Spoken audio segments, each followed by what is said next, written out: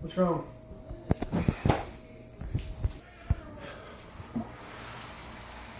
Brown your ground beef with some onions, on medium high heat until cooked thoroughly, stirring occasionally. Cook it covered. In a medium saucepan, while the meat's cooking, I prep my tortillas. Preheat the grease, medium heat.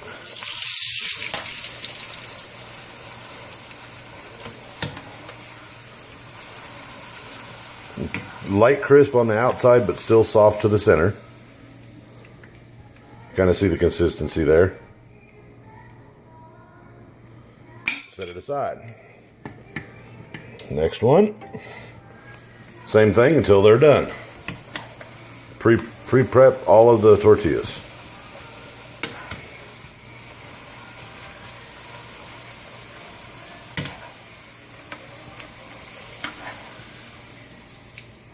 They seem a little crisp as they sit on the side.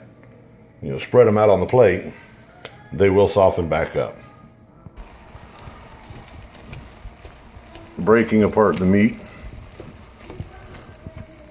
Stirring occasionally, like I said. Just do a little bit of breaking up as it's cooking. Turn it, stir it, break it apart until it's done all the way through. Once the meat's completely cooked, most of the juice you can either drain, but I use really lean meat, usually 90% lean or better. So I typically don't need to drain it. Once it's finally done, there's very little, if any, juice. But that's what it should look like, broken apart, chopped. As it's cooked, just chop it up until it's kind of broken up into fine chunks. At this point, in what I've cooked is about 2.5 pounds of meat. At this point, you'll add water. I add water about a cup, just under a cup, but about a cup per pound. This is like 2.5 pounds worth of meat, so I'm adding just under 2 cups of water, or right at about 2 cups of water.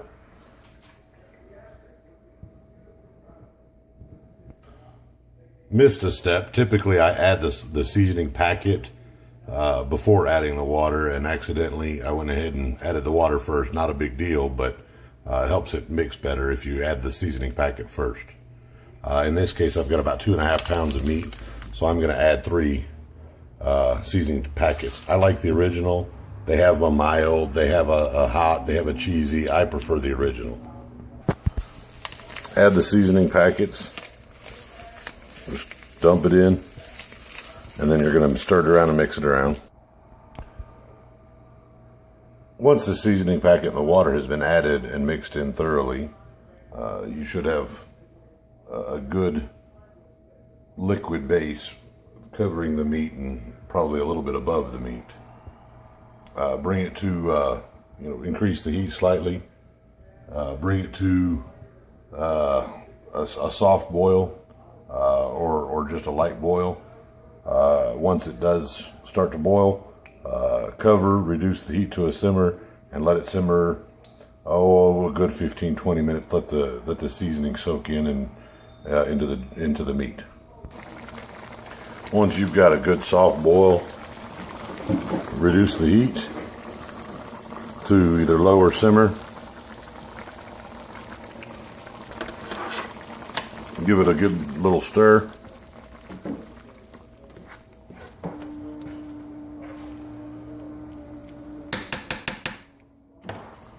Cover and let it sit about 10-15 minutes. Now, I made 2.5 pounds of meat, so I'm going to be cooking up quite a few of the tortillas. As you see, you just kind of stir it around, kind of press the bubbles when it gets it. Little ones, big ones, doesn't really matter. Turn it a couple times. Leave it in there for just a few seconds on each side, probably 5-6 seconds on each side. Varies depending on the heat and all of that. And just keep adding them one at a time. You see, a little stack going. And since they're stacked up and still warm and still moist from the grease, they do soften back up, even though you do put a little bit of a crisp on it. They'll sit there and soak more or less in it and soften back up easily. This is the most time consuming part of it. If you're doing about a half a pound or a pound of meat, you'd probably want about 15 to 30, because about a half a pound makes 15-ish, give or take. Just depends on how full you stuff them with the meat. But as you see, I've got about 2.5 pounds, and I'm going to make about 60 total. So I'm going to put a little extra meat in these.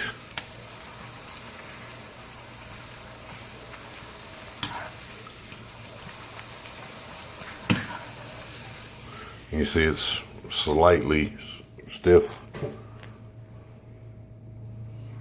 but it'll soften back up as it sits over here like these are.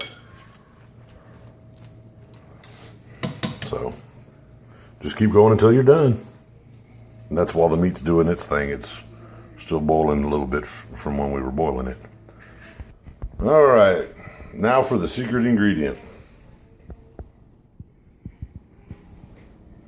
Add mashed potatoes, dry mashed potatoes,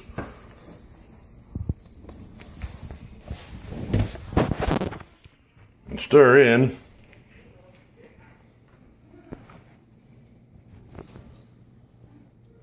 and keep adding until it's slight paste, a soft paste. Add some, stir it in, add some more, stir it in until it gets to the right consistency. And the final product is kind of a loose paste. Still not real juicy, but still a little bit of juice. But a nice, good, even paste. All the way throughout, thoroughly mixed in. Then you just let it set for a minute. And then you're ready to stuff your shells. Once the meat's set up, transfer it into a different container.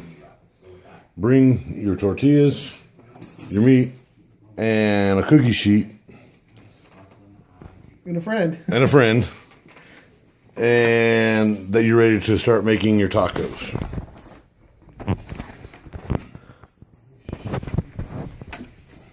White lips. Regular spoon, about a little heaping, spread it, fold it,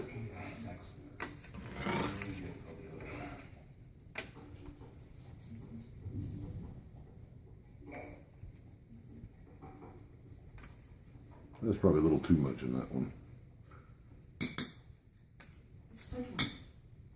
We should take a little time to re-examine this.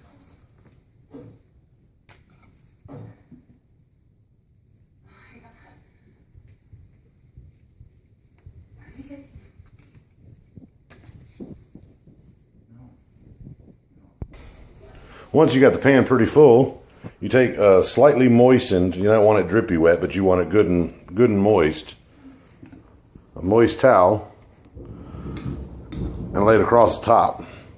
That's going to keep them moist while you put them in the fridge and store them just like that, covered with the towel but nothing else. When you've got them in the fridge, I usually leave them in there, let them set up for a good 30 minutes, chill out, and then that's when I start cooking them. When you're ready to cook, load them into, well, I'm using a large fry pan, so I've got quite a few in there, but if you use a smaller one, put about 4 or 5 of them in there, or whatever you can fit. Spread them out, let them fry on, a little bit medium, high heat. Turn them periodically. That one wasn't ready to turn just yet, but I went ahead and turned it. You want to see them get a little browner. You had some at the church that I gave you, so you kind of see how the outer part should cook. But you don't add any grease or anything to the pan. Just stick them straight out of the pan that was in the oven right into the fry pan. This one here is more or less the look you're wanting to get. The other ones aren't really I've turned them all, but they're not all really getting that. But that's more or less the look you want to get. Same thing with this one here. Get it slightly brown, which is what crisps it up. It gives you more of that crispy look to it. Get both sides to look something like that, and you'll have your tacos ready to serve, ready to stuff with all the veggies and stuff that you want. Now they're ready to enjoy.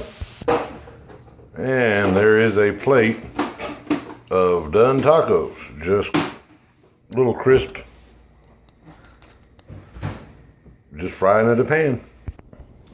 If you liked the green sauce that I made and brought, I used the Old El Paso chopped green chilies, and we have a magic bullet, so I use that as a blender to mix it up. I also add a little bit of lemon juice to keep it green, and some garlic, minced garlic, to it for a little bit of additional flavor. Green chilies in the cup. Oh, a little bit of maybe a heaping spoonful of garlic. Yep. And a little splash just as a preservative of lemon juice. Stick that in, blend it up, and it would be a good green sauce.